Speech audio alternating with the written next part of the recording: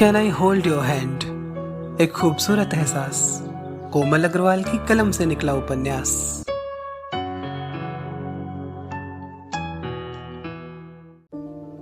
नमस्कार दोस्तों, आप सुन रहे हैं can I hold your hand, एक खूबसूरत एहसास का 14वां भाग वृंदा के साथ।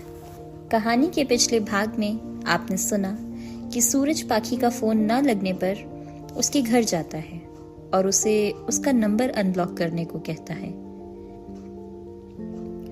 आखिर सूरज की धमकी से डरकर पाखी ने उसके नंबर को अनब्लॉक कर ही दिया। सूरज का ये 40वां कॉल था। सूरज का ऐसा पागलपन देख पाखी ने कॉल पिक किया। पाखी के हेलो कहने पर सूरज ने कहा, क्या मैं इतना बुरा हूं कि तुम मुझसे बात तक करना भी पसंद नहीं करती?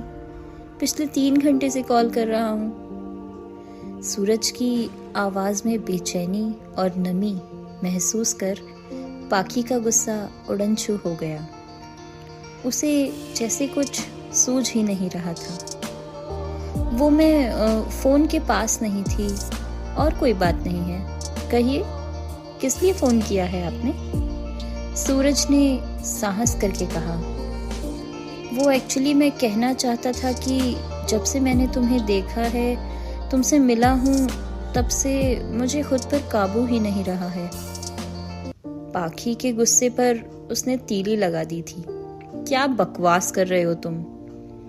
सूरज भी जोश में आकर बोला, सच अगर बकवास लगता है तुम्हें, तो मैं साबित कर दूंगा कि मैं सचमुच तुमसे सच्ची मोहब्बत करता हूँ और मैं कल आ रहा हूँ तुमसे मिलने, और तुम मुझे खुद को चाहने से नहीं रोक सकती।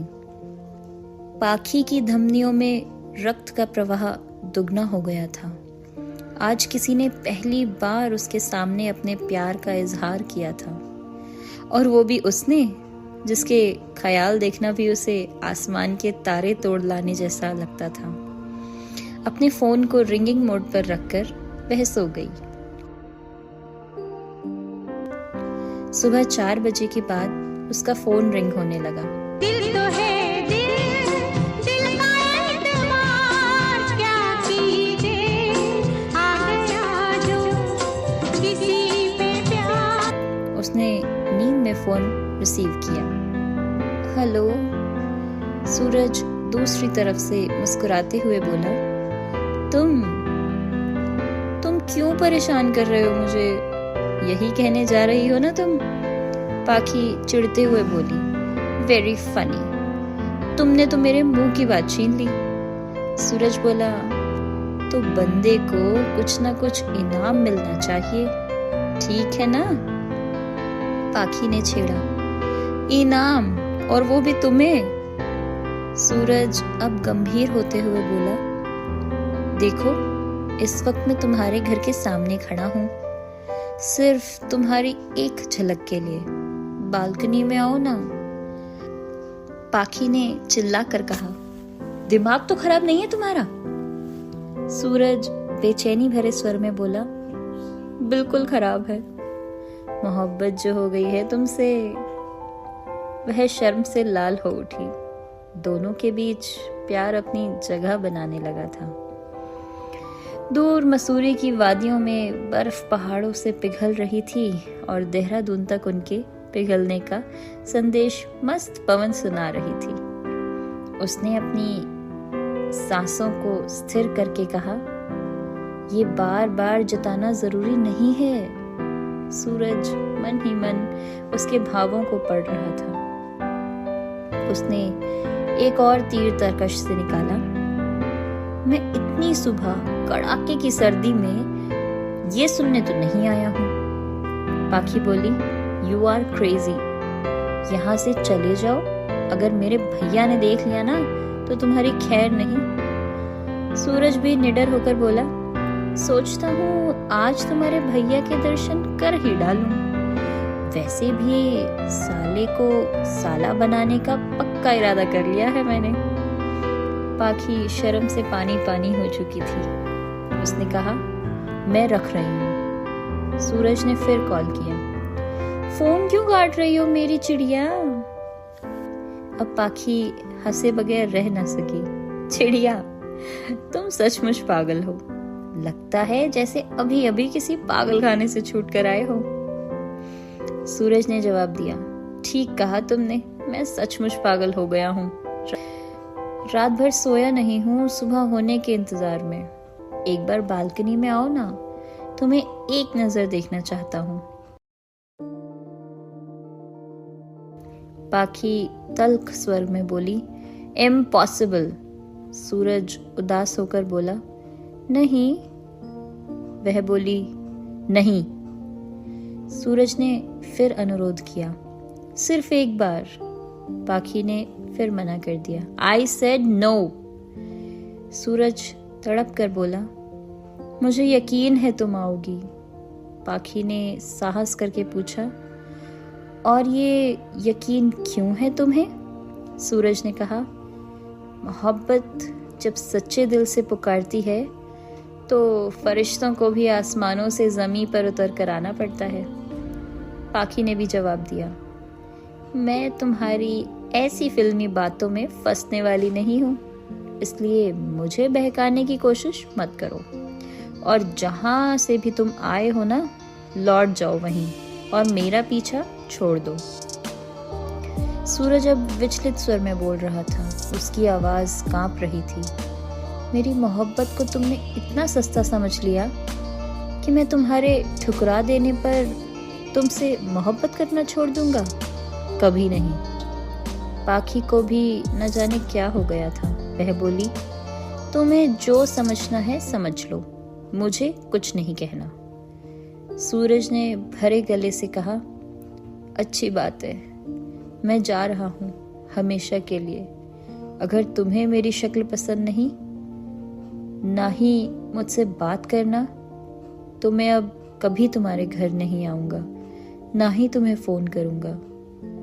और हाँ, एक और बात, ये ज़िंदगी तुम्हारे साथ के बिना सूनी है, बिल्कुल बेरंग। इसलिए चाहता हूँ ये ही ना रहे, ना ये होगी, ना मैं तुम्हें परेशान करने आऊँगा। Good bye. वह बोलते बोलते रो पड़ा। एक तीर जाकर सीधा पाखी के दिल में चुभा।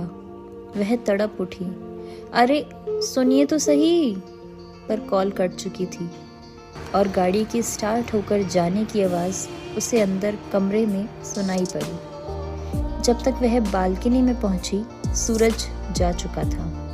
उसने आसमान की ओर देखा। ये सूरज महाशय अभी आ रहे हैं और वो जनाब गुस्सा होकर चले जा रहे हैं। वह मुंह पर हाथ रखकर हंसने लगी, मगर फिर उसे सूरज के दर्द का एहसास तड़पाने लगा। वह खुद को धिक्कारने लगी। ये तूने अच्छा नहीं किया पाखी।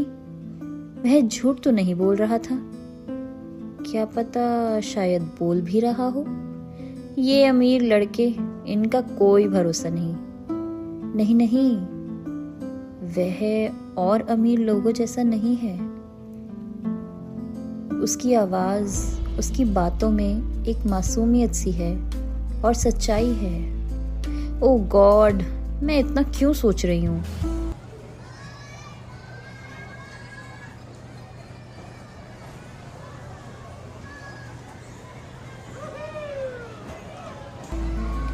आज भी उसका स्कूल में मन नहीं लगा। वह बार बार फ़ोन निकाल कर देखती और फिर वापस रख देती। भूख प्यास कुछ भी तो नहीं लग रही थी उसे। दोपहर को वापस आकर वह एक बार बालकनी में आकर आने जाने वाली गाड़ियों को देखती रही, पर न सूरज था न उसकी कोई खबर। एक बार कॉल करूं क्या उसे? वो ठीक तो होगा ना? कहीं उससे कुछ ऐसे कितने ही सवाल उसके मन में उमड़ घुमड़ कर रहे थे।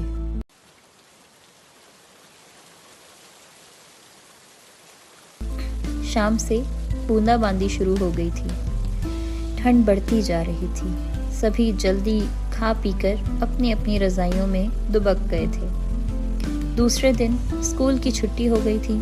और पाखी तो जैसे पूरा दिन सोती ही रही। प्रशांत से भी आज उसकी मुलाकात नहीं हुई।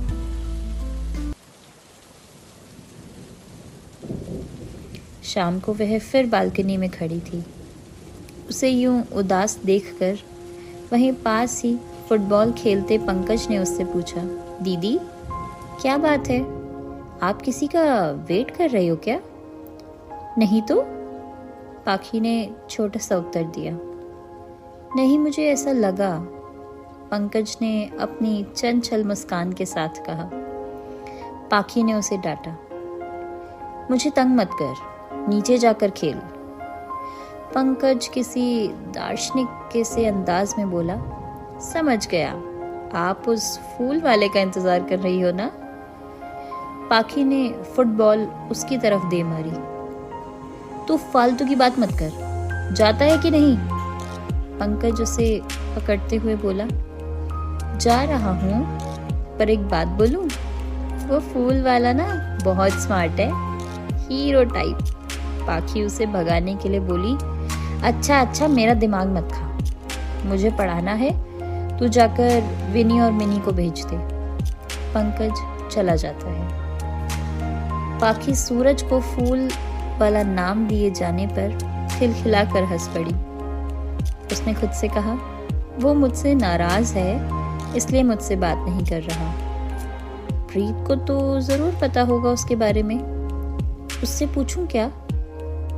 सोचते हुए उसने प्रीत को फोन मिलाया। उधर से प्रीत की आवाज आई, हाय डियर, ससुराल जाकर मुझे भूल गई, एक कॉल भी नहीं किया तूने, पाखी ने शिकायत की। प्रीत उसे मनाते हुए बोली, अरे नहीं यार, तू तो जानती है कितनी बिजी हो गई हूँ, कभी हम रिलेटिव्स के यहाँ जा रहे हैं, कभी हमारे यहाँ रिलेटिव्स का आना जाना लगा हुआ है। और प्रीतम, वो तो मुझे एक पल के लिए भी अपने से दूर नहीं होने देता। सुन, एक गुड न्यूज, हनीमून पर जा रहे हैं हम दोनों। कहाँ? उसने पूछा। प्रीत ने उत्तर दिया, अभी कुछ डिसाइड नहीं है, जैसे ही होता है सबसे पहले तुझे बताऊंगी। पाखी ने बात खत्म कर फोन रख दिया। उसे प्रीत पर बहुत गुस्सा आ रहा था। इसने भी कुछ नहीं बताया सूरज के बारे में। ऐसे तो अपने वीर जी की इतनी बातें बोलती है, पर आज ये भी। सोचती हुई वह विनी मिनी को पढ़ाने लगी। फिर भाभी के साथ मिलकर उसने पराठे बनाए और सबने साथ ही रात का भोजन हमेशा की तरह खाया। 2 दिन हो चले थे, मगर सूरज की कोई खबर नहीं थी। सुबह के 4 बजे पाखी की अचानक नींद खुली। उसने कोई बुरा सपना देखा था। उसने सूरज को मैसेज किया, सूरज कम बैक। पाखी ने सूरज को मैसेज कर तो दिया है, पर सही किया या गलत ये आपको बताना है। हो सकता है लड़कियों के दिल से खेलना और उनका फायदा उठाना सूरज की हॉबी हो। जानने के लिए इंतजार कीजिए अगले भाग का। नमस्कार। आगे सुनने के लिए हमारे चैनल कनेक्टिंग ड्रीम्स को कीजिए सब्सक्राइब, और हाँ, नोटिफिकेशन बेल भी जरूर प्रेस कीजिए क्विक अपडेट्स पाने के लिए। पसंद आया तो लाइक का बटन भी जरूर दबाइए और शेयर कीजिए अपने फ्रेंड्स एंड फैमिली के साथ। अपनी प्रतिक्रियाएं हम तक पहुंचाइए कमेंट्स के माध्यम से। Stay tuned with connecting dreams. Thank you.